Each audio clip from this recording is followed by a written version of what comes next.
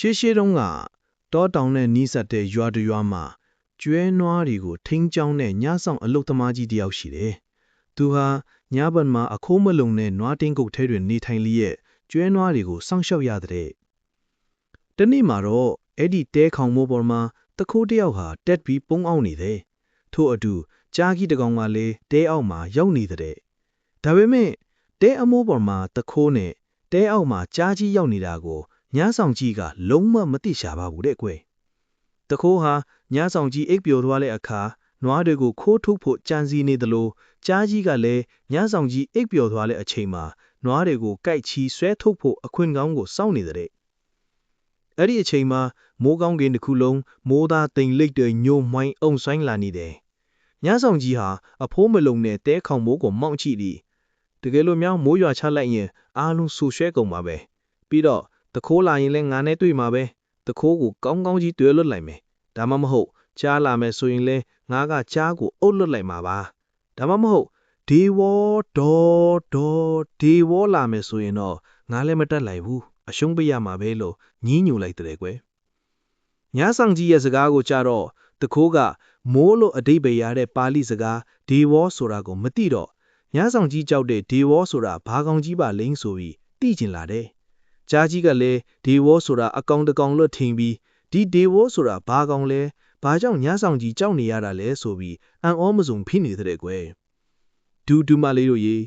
တခိုးနဲ့ကြားကြီးတို့ဟာဒေဝဆိုတဲ့အမည်ကိုကြားလိုက်ရတော့အပြေရှာမရဖြစ်နေတော့မိုးကတဲမဲရွာချလိုက်ပါတော့တယ်ဒီတော့ခေါင်ဘိုးဘောကတခိုးဟာကြောက်လန့်တကြိုင်းနဲ့အောက်ကိုခုန်ချလိုက်တယ်တစ်ချိန်တည်းမှာပဲကြားကြီးကလည်းတဲအောက်ကနေအတင်းတိုးထွက်လိုက်တယ်တိုက်ဆိုင်ပဲတဲပေါ်မှာခုံချလိုက်တဲ့တခိုးဟာကြားကြီးရဲ့ကြောပေါ်ကြကခွာစီးမိရတာဖွတ်သွားတော့တာပေါ့ဒီတော့တခိုးကဒေဝဆိုတာဒီကောင်ကြီးပဲဖြစ်ရမယ်ဆိုပြီးသူ့ကိုစားမှဆိုလို့ကြားလေပင်ကိုကြစ်ပါအောင်ဖတ်ထားတဲ့ကွယ်အဲ့ဒီတော့ကြားကြီးကလည်းမိုးပေါ်ကနေခုံချပြီးသူ့ကိုခွာစီးတာဟာဒေဝဆိုတဲ့အကောင်ပဲဖြစ်ရမယ်အခုသူ့လေပင်ကိုညှစ်ထားပြီးချိုးပစ်ဖို့ကြိုးစားနေလေဆိုပြီးအားကုန်ထွက်ပြေးသွားတဲ့ကွယ်တခိုးကလည်းသူ့ပြုတ်ကြမှာဆိုလို့ကြားကြီးရဲ့လေပင်ကိုအားကုန်ညှစ်ထားတာပေါ့ကွယ်တခိုးကလည်းကြားကြီးကိုဒေဝဆိုပြီးကြောက်ကြားကြီးကလည်းတခိုးကိုဒေဝဆိုပြီးကြောက်နေသူတို့ဟာတယောက်ကိုတယောက်အပြန်အလှန်ကြောက်နေရင်တညာလုံးတောအနှံ့တောင်အနှံ့ရှောက်ပြေးနေကမနှက်အယွန်တက်ချိန်ကိုရောက်လာတယ်ဒီတော့မှနေအောင်ကြီးနဲ့အတူတခိုးဟာသူဟာကြားကြီးကြောပေါ်ကိုရောက်နေကတိသွားပြီးဒေဝဆိုတာကြားကြီးပါလားလို့တွေးကကြောက်လန့်နေတဲ့ကွယ်အဲ့ဒီအချိန်မှာတခိုးကကြောက်တဲ့စိတ်နဲ့ကြားကြီးပေါ်မှာစီးရင်အခေါင်းရှိတဲ့တစ်ပင်တစ်ပင်ကိုတွေ့သွားတယ်ဒီတော့မှသူဟာကြားကြီးကြောပေါ်မှာခုံချကတစ်ပင်တိတ်ကိုတက်ပြီးတစ်ခေါင်ထဲကိုအပြေးဝင်ပုန်းအောင်နေတဲ့ကွယ်အဲ့ဒီအခါကြားကြီးဟာသူ့တပေါ်မှာတခိုးမရှိပေမဲ့အစည်းချမ်းသမားဒေဝလာပြီးအစည်းချမ်းသမားဒေဝလာပြီးဟိုးလို့တန်ကုန်ဟစ်ပြီးပြင်းနေတဲ့ကွယ်ဒီလိုနဲ့တော်ဝေးကိုရောက်တော့မြောက်တကောင်နဲ့တွေ့ရတယ်မြောက်ကပြေးနေတဲ့ကြားကြီးကိုရက်ခိုက်ပြီးအကျိုးအကြောင်းကိုမေးလိုက်တယ်ကြားကြီးကလည်းဖြစ်ကြောင်းကုံစင်ပြောပြတဲ့ဒါပေမဲ့မြောက်ကကြားကြီးပြောပြတာကိုမယုံဘူးတဲ့သူ့ဘဝတစ်လျှောက်လုံးအစည်းချမ်းသမားဒေဝဆိုတာလုံးဝမကြားဘူးဒေဝပုံနေတဲ့တစ်ပင်ကိုလိုက်ပြပါလို့တောင်းဆိုတယ်သူလဲဒေဝကိုမြင်ဘူးအောင်ကြည့်ချင်ပါတယ်လို့ပြောဆိုတဲ့ကွယ်ဒီလိုနဲ့ကြားကြီးနဲ့မြောက်ကျိုးဟာတခိုးပုံနေတဲ့တစ်ပင်စီကိုလာခဲ့ကြတယ်တစ်ပင်စီရောက်တော့တစ်ပင်ပတ်လေကိုအနံ့ခံကြည့်ကြတယ်သူတို့နှစ်ယောက်စလုံးအနံ့ကိုရရှိသွားကြတာပေါ့ကွယ်မြောက်က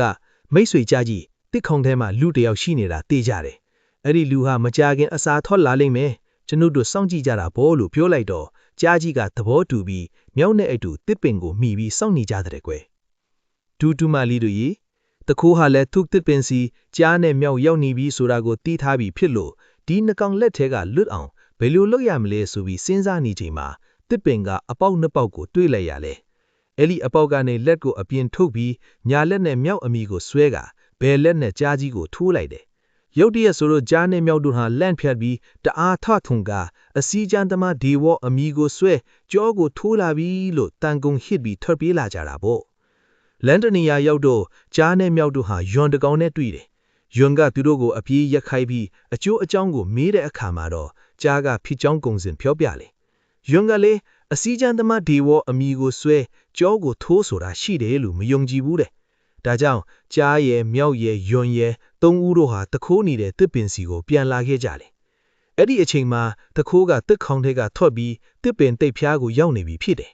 တစ်ပင်တိတ်ဖျားကအောက်ကိုကြည့်လိုက်တော့ကြားမြောက်ယွန်တို့ကိုတွေ့သွားတာပေါ့တခိုးကယွန်ပညာရှိစကားကြောင့်ကြားဟာအကြောက်ပြေသွားပြီးသူ့ကိုစားဖို့လာတာပဲဖြစ်ရမယ်လို့တွေးပြီးတစ်ပင်တိတ်ဖျားမှာခိုက်ခိုက်တုံအောင်ကြောက်တူးတုံနေတဲ့ကွယ်နောက်ဆုံးတခိုးကကြောက်စိတ်ကိုမထိန်နိုင်တဲ့အတွက်ဖုံးခနဲ့ဆိုအောက်မှာရှိတဲ့တရိษံသုံးကောင်ပေါ်ကိုပြုတ်ကျပါလေတော့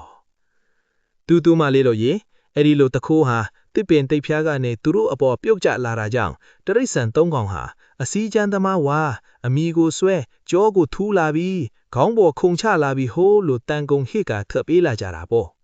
တခိုးရဲ့တရိษံသုံးကောင်နဲ့ဆန့်ကျင်ဘက်အရက်ကိုလွတ်လပ်ပျော်ရွှင်စွာထပ်ပြေးသွားတာပေါ့ကွယ်ပါစီကွယ်တူမလေးများလဲဘဟုတုတပြည့်စုံကြပါစေကွယ်